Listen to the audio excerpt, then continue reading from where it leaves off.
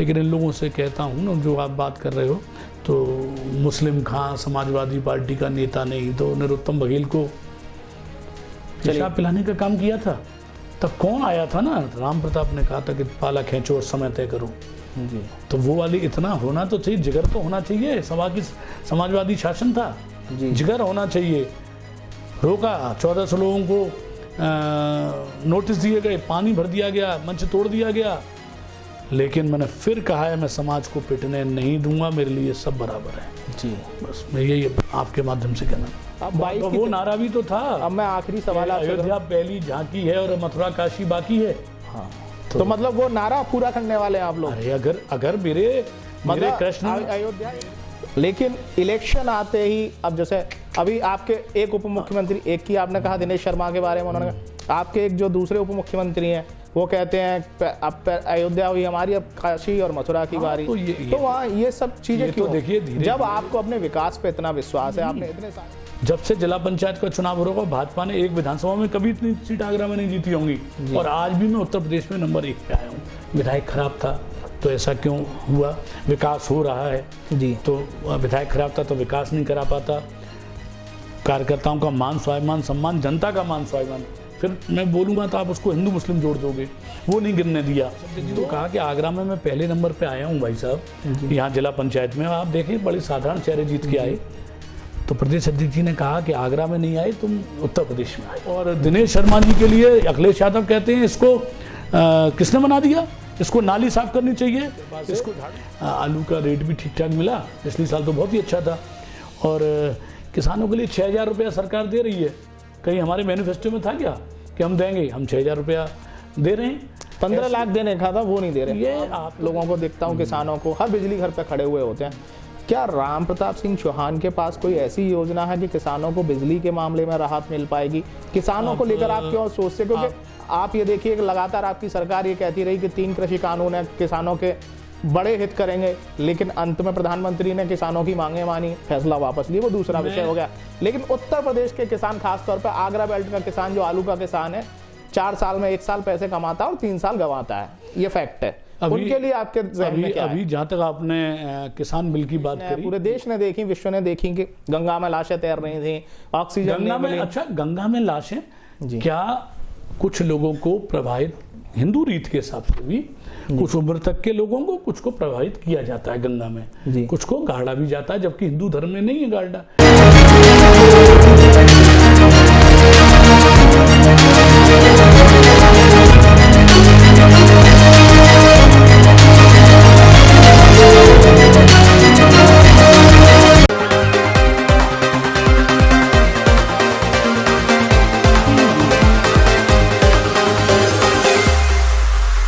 नमस्कार, मैं हूं रंजीत और रीप्ले विद रंजीत में आज हम मुलाकात कराएंगे आपकी एक ऐसी शख्सियत से जो एक छोटे से गांव से निकलकर आज एक विधायक के तौर पर स्थापित हैं और कहीं ना कहीं उत्तर प्रदेश की राजनीति में अक्सर उनके नाम की चर्चा जरूर होती है।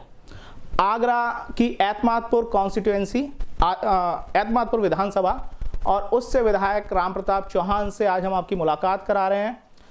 बहुत बहुत स्वागत है विधायक जी आपका। प्रणाम। सबसे पहला मेरा सवाल आपसे ये है कि राम प्रताप चौहान की अगर हम बात करें तो राम प्रताप चौहान के जीवन की शुरुआत कहाँ से होती है, बचपन कहाँ बीता, और प्राथमिक शिक्षा और उसके बाद उच्च शिक्षा का सफर? मैं शुरू से, पिता मेरे संघ से जुड़े थे। सन 48 में जब संघ पे प्रतिबंध लगा तब वो जेल गए थे, इमरजेंसी में लंबी जेल यात्रा करी। तो राजनीति विरासत से मिली शिक्षा आगरा में ही हुई और सरस्वती शिशु मंदिर और विद्या मंदिर से पढ़ा। फिर RBS कॉलेज और आगरा कॉलेज से मैंने लॉ की डिग्री प्राप्त की।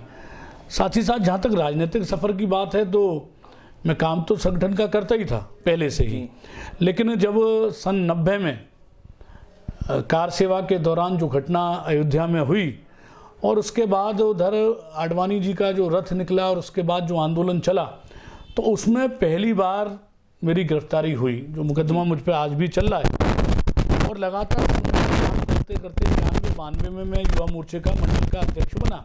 वहाँ से शुरुआत होने के बाद फिर सीढ़ी दर सीढ़ी युवा मोर्चे का महानगर उपाध्यक्ष, आगरा का अध्यक्ष, ब्रज क्षेत्र का प्रभारी, उसके बाद मैं युवा मोर्चे का प्रदेश का उपाध्यक्ष बन गया। तब उसके बाद संगठन ने तय किया कि नहीं, आगरा का जिलाध्यक्ष 2006 में मैं आगरा का जिलाध्यक्ष भाजपा बना। कुछ समय रहने के बाद फिर क्षेत्रीय महामंत्री 2 बार रहा और भाजपा का प्रदेश का मंत्री रहा, और 2017 में एतमादपुर क्षेत्र से विधायक बना। और मैं तो आपके माध्यम से जनता का बहुत धन्यवाद करना चाहूँगा, जो सीट आज़ादी के बाद से कभी जीती ही नहीं गई थी, जब से चुनाव हुए थे, ना जनसंघ ना भाजपा। पहली बार उन्होंने न केवल मुझे विजय दिलाई, वरन उत्तर प्रदेश के टॉप 10 में एतमादपुर विधानसभा से भारतीय जनता पार्टी को वोट मिला, मेरा 9वां स्थान रहा उसमें। तो ये मेरा सफ़र रहा। वकालत करी, बीच में मैं वकालत करी, लेकिन 2006-07 तक वकालत करने के बाद फिर मैं पूरी तरह एक तरह से पूर्णकालिक रूप से संगठन का कार्यकर्ता बन गया, और लगातार संगठन का काम करते करते अनेकों आंदोलनों में, अनेकों जगह चुनावों में, आगरा से बाहर आसाम चुनाव की जिम्मेदारी रही हो, चाहे बलिया की रही हो, चाहे अन्य स्थानों की कहीं भी रही हो, तो प्रवास मेरा लगातार रहा संगठन के कार्यों की दृष्टि से और चुनावी दृष्टि से। कोई आंदोलन प्रदर्शन ऐसा नहीं रहा जिसमें मेरी भागता नहीं रही हो। और अपने जीवन का सबसे महत्वपूर्ण आंदोलन तब मानता हूं जब 1998 में मैं जब युवा मोर्चे का आगरा का अध्यक्ष था, उस समय आगरा में लॉटरी कह के बंद कराई। जो लॉटरी चलती थी, इससे अनेकों परिवार बर्बाद हो गए थे, वो लॉटरी बंद हुई। उस दिन के बाद से कहीं लॉटरी चली हो, पर आगरा में लॉटरी नहीं चली। तो ये युवा मोर्चा काल में मैं बहुत ही आक्रामक रूप से जो आंदोलन हम लोग करा करते थे, और समाज के अंदर जो व्याप्त कुरीतियाँ, उनके खिलाफ भी संघर्ष करते थे। तो उसी का ये सब लाभ मिला। संगठन ने मुझे सीढ़ी दर सीढ़ी में बढ़ता चला गया। ऐसा नहीं कि एकदम ऊपर से आके कोई दायित्व मिल गया हो, एक एक सीढ़ी चढ़ के आज मैं यहाँ पहुँचा हूँ। और मैंने उस जहाँ राम लहर में भी हम लोग चुनाव को हार गए थे, यहाँ एतमादपुर विधानसभा में सुरक्षित सीट थी, और 2007 में बेबी रानी जी को लड़ाया था, तब भी नहीं हम लोग जीत पाए थे। लेकिन ऐसा ईश्वर की कृपा रही और जनता का प्यार रहा, बुजुर्गों का आशीर्वाद, युवाओं का साथ मुझे ऐसा मिला कि मैंने उस सीट को जीता, और वरन बड़े अंतर से भी उस सीट को मैं जीत के आया। 2017 में जनता ने आपको एक जिम्मेदारी दी, एतमादपुर विधानसभा से चुन के भेजा। आप स्वयं कह रहे हैं कि 9वां स्थान था पूरे उत्तर प्रदेश में, जो सबसे बड़ी जीत थी वो 9वें नंबर की थी कि राम प्रताप चौहान जो प्रदेश मंत्री हुआ करते थे संगठन में, वो विधायक बन के पहुँचते हैं। तब आप बिजली पे संघर्ष करा करते थे। जब मैं देखता था कि आप दक्षिणांचल के कार्यालय में जाके ज्ञापन भी देते थे, और तमाम जगह हम प्रदर्शन करते हुए राम प्रताप चौहान को देखते थे। 2017 में उन तमाम धरना प्रदर्शन और जो रिजल्ट आपको मिल रहा था, पार्टी ने टिकट दी और जनता ने जीत दी। 17 से लेके जो मौजूदा समय तक दिसंबर चल रहा है 2021, इस कार्यकाल की हम बात करें, आपका नाम चर्चाओं में आता है। कैसे देखते हैं, पहले तो सबसे पहले आपकी नज़र में वो उपलब्धियां कौन सी हैं एतमादपुर विधानसभा की, जो आपको लगता है कि मैंने काम किया 2017 से 22 होने को आ रही है, मेरी विधानसभा में ये कमियां थी, उनको मैंने पूरा किया। देखिए, मैंने जब विधायक बना था और जब मेरे पत्रकार मित्रों ने मुझसे पूछा था, तो कोई बहुत बड़ी बात नहीं करी थी। मैंने जो मूलभूत आवश्यकता उन पर ही चर्चा की थी। सड़क, बिजली, पानी, स्वास्थ्य और शिक्षा, ये सारे विषय पे थी। और मैं आज 2021 के अंत में, लगभग दिसंबर में हम लोग बैठे हैं, हर क्षेत्र में, मैं नहीं कहता कि 100% मैंने काम करा दिया, लेकिन हर क्षेत्र में मुझे सफलता मिली है।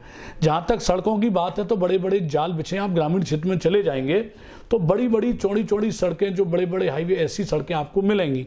आपको ऐसी सड़कें मिलेंगी जो आचार्य श्रीराम शर्मा जी की जन्मस्थली आंवलखेड़ा से लेके बरैन और एतमादपुर तक पे काम चल रहा है।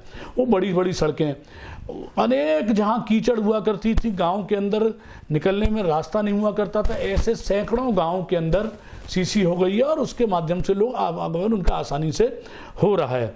साथ ही साथ अनेकों पुल बने हैं जी। यमुना पे 2 पुल जी, लोग मांग करते थे 50 साल से लेके, लेकिन अभी यमुना पर 2 पुल बने। जो नगला चतरा से लेके सिकंदरपुर खुलेगा, दूसरा वाला आवागमन भी शुरू हुआ है एक पे, तो दूसरे पे भी काम मतलब समाप्ति पे है। वो गिजौली से लेके और आनंदी भैरव जाएगा।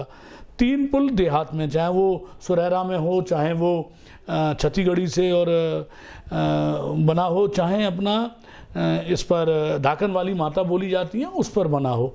तो अनेक इस तरह के काम हुए हैं। पानी के संबंध में भी मैंने विद्यालय की बात करी थी। खुशहालपुर में एक विद्यालय बन के तैयार है। डिप्टी सीएम साहब का जब समय मिल जाएगा तो उसका हम लोग लोकार्पण कर देंगे। चिकित्सा की दृष्टि से 2 अस्पताल, अपना चावली में एक बहुत बड़ा अस्पताल बना है और साथ ही साथ महासिंह के नगला में अस्पताल बना है। बिजली के संग महासिंह की गढ़ी में हम लोगों ने एक नया सब स्टेशन बनाया है। साथ ही साथ सुजानपुर का अधूरा पड़ा हुआ काम पूरा हुआ चमरौला वाला, उसको भी कंप्लीट कराया है। 4 सब स्टेशन और प्रस्तावित हो गए हैं। उसके साथ ही साथ हम लोगों ने पानी के संबंध में बात करी थी, तो बरहन पेयजल योजना आज बिल्कुल अपने अंतिम उस पर है और एकदम पूर्ण हो गई है, 80% जल आ रहा है। सेमरा की अधूरी, क्योंकि पहली सरकारों में केवल बातें होती थी, जैसे अभी आप देखते हैं अखिलेश यादव कहते हैं ये काम तो मैंने शुरू किया था, तो वो सोचते थे वाला था जी। हाँ, तो वो सारे काम, ऐसे काम, गोवल का फाटक 5 साल समाजवादी शासन में बंद पड़ा रहा वो काम। वो लोग जब नीचे से निकलते थे तो सरकारों को गालियां देते थे, वो कंप्लीट हुआ है। साथ ही साथ विद्यालय हो, इसके साथ ही साथ में अनेकों जगह टीटीएसपी, और शहर के अंदर भी, शहर भी गांव से खराब था। जहां मैं एतमादपुर के नगर पालिका नगर निगम क्षेत्र में जहां बैठा हूं, इससे भी आप देखेंगे तो ये 100 फीटा का रोड खराब था, निर्माण हो रहा है और डिवाइडर बनना है। इधर इंदिरा ज्योति नगर, राजनगर, जसवंत नगर, 42 सड़कें आपके प्रकाश नगर और बीच वाला मध्य वाले पे भी काम चल रहा है। इधर महादेवी नगर है, महादेवी नगर में, चंदन नगर में 70 लाख से, सीता नगर में ये स्थितियां थी कि कीचड़ों में से लोगों को निकलना पड़ता था। और लगभग 100 से लेके 130 के आसपास समर और टंकी लगाई है, लगभग 100 के आसपास टीटीएसपी लगी हैं, अनेकों हैंडपंप लगे हैं। और सबसे महत्वपूर्ण, एक मंदिर का कहीं कहीं हुआ होगा, 4 मंदिर का जीर्णोद्धार और सौंदर्यीकरण, जिसमें टेढ़ेश्वर महादेव का बहुत महत्वपूर्ण मंदिर है, आमलखेड़ा में झारवीर बाबा का मंदिर और शिव मंदिर, और साथ ही साथ अभी ये जो 22 की कुलदेवी हैं आशावरी मैया, उनके मंदिर का भी निर्माण पे जीर्णोद्धार और सौंदर्यीकरण का काम शुरू हो गया है। तो मैं हर क्षेत्र में, मैंने पीडब्ल्यूडी के माध्यम से तमाम सड़कों की, नई सड़कें, आबादी के बाद लोग विकास की बात करते थे, लेकिन दर्जनों गांव तो संपर्क मार्ग से जुड़े ही नहीं थे। आप अगर चले जाएंगे तो लगभग इधर नगला ब्रजलाल, नगला छिद्दू और नगला गिरधारी और प्रेम नगर और गढ़ी सदासुख, ये इस साइड के खंदौली ब्लॉक के ये इतने गांव जिनमें 1.5 किलोमीटर जाना पड़ता था, आबादी क्षेत्र से जुड़े नहीं थे। एतमादपुर ब्लॉक में नगला गोकुल, गढ़ी खेमी, बास किशन सिंह, साथ ही साथ नगला जगत और नगला रते, ये सड़कें नहीं थी। और जब हम लोगों ने कहा ना सबका साथ सबका विकास, तो आप चाहे आज दलित समाज के गांव में जाओगे तो वहां भी काम होगा। यादव समाज का में सपा की सरकार रही, क्यों नहीं नगला लाले, क्यों नहीं उदयपुर, क्यों नहीं बासकेसो, और क्यों नहीं खुशहालपुर, और क्यों नहीं पैसई का गड्ढों को दूर किया था, जिसमें आज मैंने सीसी कराई है। और अनेक कोई जाति विकास से वंचित नहीं है। लेकिन आप जानते हैं कि कोरोना का काल आया, निधियां भी कटी और पैसा का खर्चा इधर उधर भी गया, लेकिन उसके बाद भी 50 बेड पर जो मैंने अस्पताल गोद लिया है CSC खंदौली, 50 बेड का उस पर ऑक्सीजन प्लांट लग गया है, जो आगरे का सबसे पहला ऑक्सीजन प्लांट था। और कोरोना काल के अंदर जो सेवाएं वो तो सबने देखी हैं, चाहे दवाई हो, चाहे खून हो की आवश्यकता पड़ी हो, चाहे राशन की किट देनी हो, और चाहे अनाज देना हो, जिस तरह की भी आवश्यकता लोगों को पड़ी वो सब देने का काम किया है। और कुछ लोग कभी कभी बात करते हैं, तो मैं कहता हूं अगर आप लोगों ने विकास कर दिया था तो मुझे कुछ कराने की जरूरत ही नहीं थी। और मैं तो आदरणीय योगी जी और आदरणीय मोदी जी का धन्यवाद देना चाहूंगा। केवल कुछ करोड़ रुपया विधायक की निधि होती है इन 5 वर्ष के अंदर, आज हजारों करोड़ से ऊपर का काम हुआ है। आप देखिए, मैं अपने घर से जब एतमादपुर के लिए जाता था घंटों लग जाते थे, आज 18 मिनट में मैं एतमादपुर के बाजार के अंदर पहुंच जाता हूं। ये फ्लाईओवर ये मेरे विधायक बनने के बाद ही, चाहे वो केंद्र सरकार का सहयोग रहा हो, ये बनाए। हजारों लोगों को आवास मिले हैं। और शौचालय, मैं आलू आधारित क्षेत्र से आता हूं जहां खेत सपाट होता है, तो मैं सोचता था कि मेरी माता बहनें जब दैनिक क्रिया के लिए कैसे जाती होंगी, तो वो देखती थी कि सूर्योदय से पहले और सूर्यास्त के बाद जाएं। लेकिन आज घर घर शौचालय देके वो सारी इज्जत घर देने का, वो केंद्र की योजना है। हाँ, वो काम करने का काम किया। लेकिन सरकार तो हमारी है ना। अगर अभी ब्लॉक काम करेगा तो सरकार तो भाजपा की है, ब्लॉक प्रमुख तो वो भी हमारे सब कुछ काम है। तो ऐसे हजारों करोड़ को, लेकिन मुझे कहने में नहीं कोई वो कि मुझे PWD और डूडा जी इनका भी बहुत मदद मिली, नगर निगम से भी मिली, लेकिन ये सीधे मेरे प्रस्ताव जाते हैं, उन प्रस्तावों से बहुत काम हुआ है। और मेरा मानना है कि जितना काम पिछले कई वर्षों में, मैं बहस करने के लिए तैयार हूं कि अगर 100 गुना ज़्यादा सड़क बनाई हो तो बहस कर लीजिए। मैंने तुष्टीकरण नहीं होने दिया। आप उसे चाहे हिंदुत्व कह सकते हैं कि हिंदुत्व की बात है, हिंदू का मतलब सबको साथ लेके चलना, किसी पे अत्याचार नहीं, लेकिन हिंदू समाज पर अत्याचार नहीं। और मैंने पहले भी कहा था, चुनाव से पहले, उस पर आज भी कायम हूं।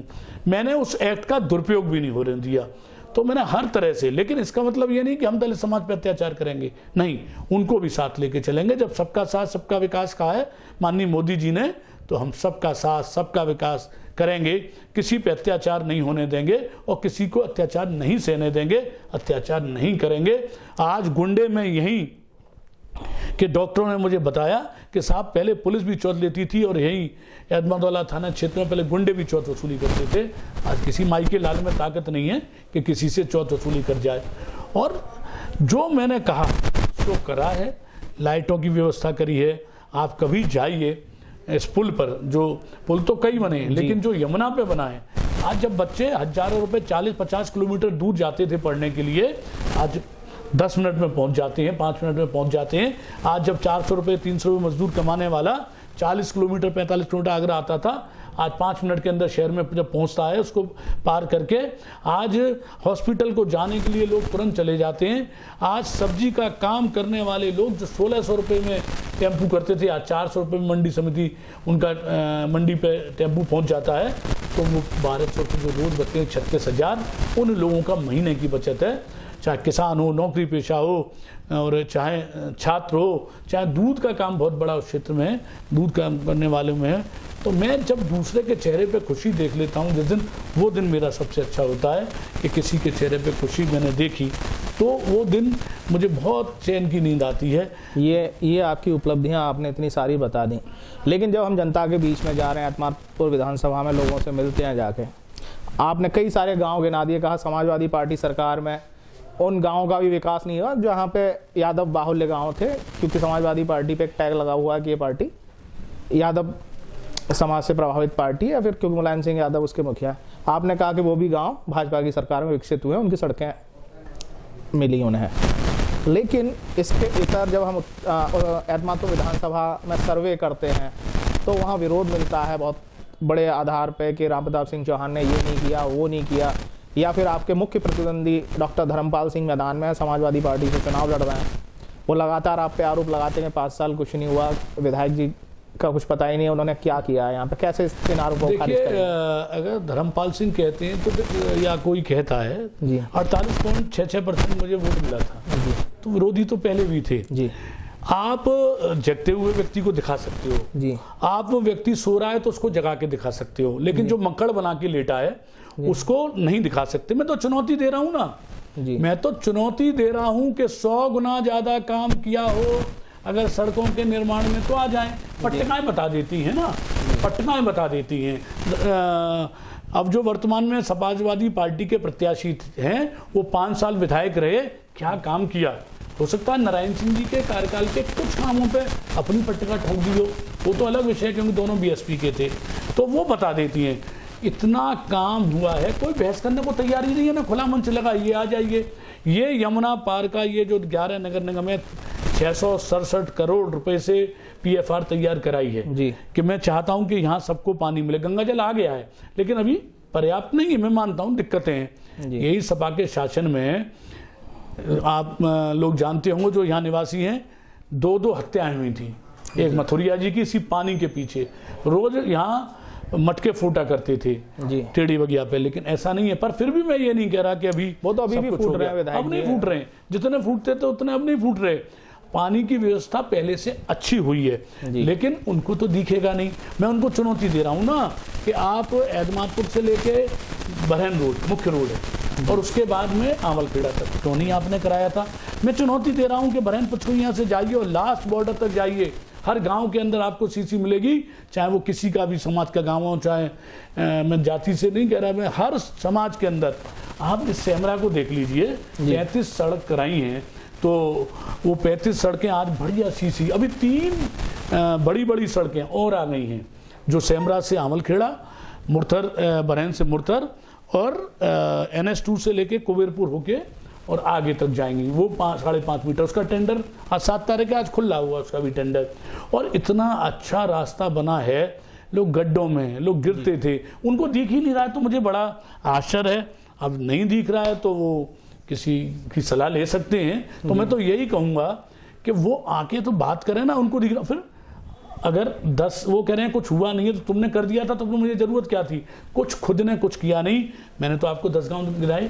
मैं जाति से जुड़ा हूँ, नगला जगत त्यागी का, नगला रथे लोधी समाज का। ये जो इधर के गांव थे 4-5 जो भी मैंने गिनाए, नगला गिरधारी, नगला ब्रजलाल और नगला प्रेम और नगला छिद्दू, ये बघेल समाज के गांव थे। और गढ़ी सदासुर छत्री समाज का गांव था। ऐसे बास किशन सिंह जिसमें हमारे दलित बंधु बहुत संख्या में रहते हैं, उनका गांव था। इनमें तो आबादी, वहाँ तो रास्ता ही नहीं था, 1.5 किलोमीटर पैदल चल के, मतलब कच्चे में जाना पड़ता था, पानी पड़ जाए तो घुस ही नहीं सकते थे गाँव के अंदर। तो काम हो गए थे, तो फिर क्यों नहीं तो मुझे बनाने पड़े? आपको वजह क्या लगती है? क्या जो विधायक रामप्रताप सिंह चौहान ने 2017 से दिसंबर 21 तक जो काम कराए हैं, क्या उनका प्रमोशन नहीं कर पाए इस वजह से हुआ, या फिर व्यक्तिगत तौर पर लोगों तक नहीं पहुंच पाए? क्योंकि कहीं ना कहीं अगर हम गाँव में धर्मपाल सिंह की जो इमेज है वो कहीं ना कहीं थोड़ी सी दिखाई देती है। नहीं, इमेज क्या, अगर केवल, लेकिन रामप्रताप सिंह चौहान वहां क्यों नहीं? केवल धर्मपाल सिंह झूठे आश्वासन दे के, मीठी बातें करके, राम प्रताप ने किसी का स्वाभिमान सम्मान नहीं कर दिया, किसी पे हर्जन एक्ट नहीं लगवाई। और चले जाइए गढ़ी जस्सा में कि हर्जन एक्ट किसने लगाई थी, वो क्या, मैं उनको पूछना चाहता हूँ क्या किया। लेकिन बनावटीपन नहीं होता मेरे पे कि अभी तो पैरों में झुक जाऊं, पीछे उस व्यक्ति को गाली दूं, ये काम नहीं होते। क्योंकि ये स्वाभिमान बेच के राजनीति नहीं करी है कभी भी, और वो किसी भी स्तर तक जा सकते हैं। तो वो मैं उसको उनकी उस पर नहीं कर रहा हूँ। क्या किया है ये बताएं, केवल मीठी बातें करके और आपसे कह देना ये काम करा देना और फिर वो काम नहीं होना। लेकिन मैं अगर काम नहीं हो पाएगा तो बताऊंगा कि भैया मैं काम नहीं करा पाऊंगा, ये काम नहीं हो सकता है, क्योंकि लोगों को मूर्ख बनाने की आवश्यकता नहीं है। केवल और जहाँ तक क्षेत्र की बात है, लगातार मैं भी क्षेत्र में रहता हूँ, लगातार अभी जनता से भी मिलता हूँ, सरकारी काम भी रहते हैं, कभी विधानसभा है, तो उसके बाद भी लगातार क्षेत्र में रहता हूँ। और कितने लोगों का स्वाभिमान बचाया है। तो अभी चले जाइए सेमरा में, अभी सेमरा में चले जाइए, वहाँ की जनता बता देगी कि जब जब मुस्लिम समाज के लोगों ने अत्याचार किया था तो राम प्रताप ही खड़ा था। अभी भी एदमादपुर की जनता बताएगी कि नरोत्तम बघेल के संग जो घटना हुई थी तो राम प्रताप खड़ा था। अभी भी निषाद समाज कहीं ना कहीं मुसलमानों से बचा रहे हैं आप? नहीं, मुसलमान अत्याचार से बचा रहा हूँ। मुसलमान का वोट, केवल मुसलमानों को वोट के खातिर इन लोगों ने तुष्टीकरण किया। आज आप चले जाइए में, आवास आपको हिंदू का मिलेगा तो मुसलमान का भी मिलेगा, सब जातियों का आवास मिलेगा, सब धर्मों का मिलेगा। लेकिन हम वोट के लिए नहीं है, हम अत्याचार नहीं होने देंगे किसी भी सूरत में। अगर मेरी भी कोई अत्याचार करेगा उसको भी रोकूंगा। आज आपने अभी कम से कम मुझे 50-60 गाँव के नाम गिना दिए हैं एतमादपुर विधानसभा की। अगर हकीकत हम जानने इन गाँव में जाए, अभी जाइए, अभी मैं तो ये भी नहीं कह रहा कि मैं अभी पहले किसी को भेज दूं। आप मेरे से सूची लीजिए जी, आप पूछिए कि आपने कराया कहाँ कहाँ है, मुझसे सूची लीजिए और आप अभी जाइए।